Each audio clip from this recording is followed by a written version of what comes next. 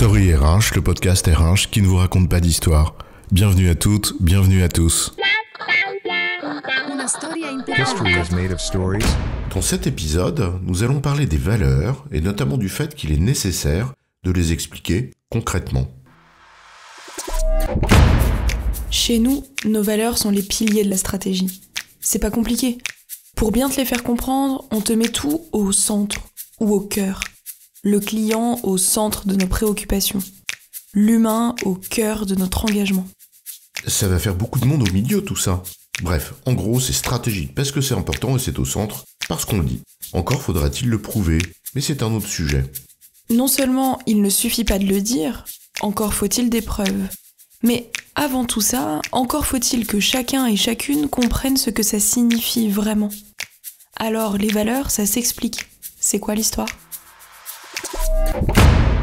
On va pas s'attarder ici sur la différence entre les valeurs qui sont les nôtres, en tant que groupe social, et celles dont certains aimeraient qu'on les adopte pour façonner notre culture vers ce qu'ils désirent. C'est un autre sujet aussi. En revanche, on va plutôt raconter l'histoire des grands mots qui se disloquent quand ils retombent sur le sol, après les avoir clamés haut et fort, lorsque les lettres explosent au contact du concret.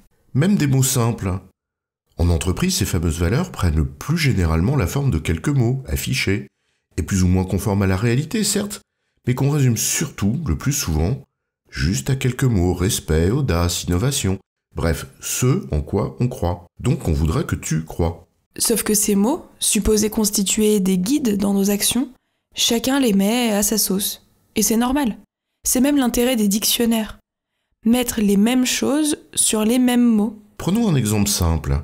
Dans mon entreprise de transport, spécialiste du dernier kilomètre, tu sais, celui qui coûte cher et qui fout toujours le bazar, une valeur qui nous est chère, eh bien c'est la ponctualité. Et ça se comprend en effet.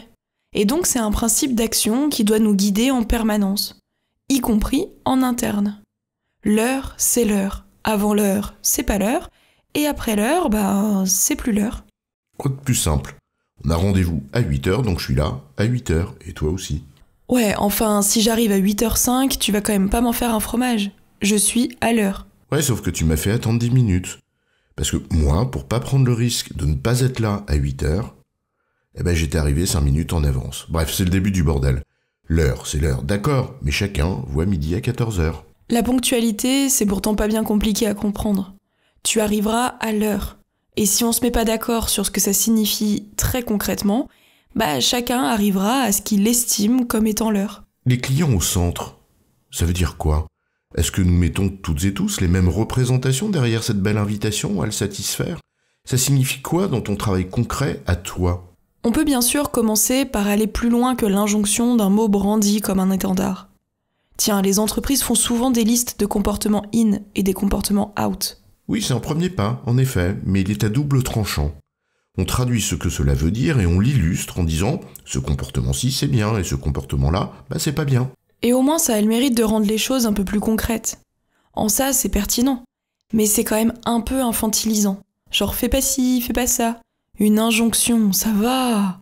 Ça fait 20 ans que je fais mon boulot, tu vas quand même pas m'expliquer la vie. Surtout qu'on est pris dans le piège de la généralisation, au motif que les valeurs sont un des éléments de ce que j'estime être ma culture d'entreprise, du moins celle dont j'aimerais qu'elle soit une réalité collective, alors je procède de manière générale. La déclinaison de ces fameuses valeurs, pour qu'elles vivent et soient incarnées dans les comportements de chacun, c'est bien à chacun qu'il faut les expliquer. Dans ton job, le sens du client, ça veut dire quoi ? On en revient au rôle clé du management et de la pédagogie permanente que ça suppose. Se mettre d'accord sur ce que signifient concrètement ces fameuses valeurs, dans le rôle qui elles tient. En d'autres termes, comment se traduisent-elles dans ton job et pas simplement de façon générique ? Et là encore, il s'agit de se mettre d'accord sur ce que ça signifie, vraiment. Pas d'établir une énième liste d'injonctions et de règles détaillées auxquelles se conformer. Oui, il s'agit surtout de donner des clés de lecture pour comprendre ce que l'on vise et ce que cela signifie dans un cadre donné, celui de l'autonomie de ton job. Et peut-être ensuite avoir confiance en l'intelligence des comportements des gens qui, ayant compris ce qu'on visait, sauront s'inscrire dans l'esprit de la règle et non pas suivre aveuglément le bréviaire qu'on aura mis dans leurs mains. Les valeurs, il ne suffit pas de les comprendre. Pour qu'elles soient réalité, il faut en effet aussi que toutes les personnes se les approprient. En résumé, les valeurs doivent être explicitées pour que chacun et chacune comprennent ce qu'elles signifient concrètement dans le cadre de son rôle. tout en veillant à ne pas infantiliser avec une liste d'injonctions. Faire cette pédagogie, c'est une des dimensions du management. J'ai bon, chef ? Oui, tu as bon, mais on va pas en faire toute une histoire. Story RH, le podcast RH qui ne vous raconte pas d'histoire. Retrouvez tous les épisodes sur storyrh.fr.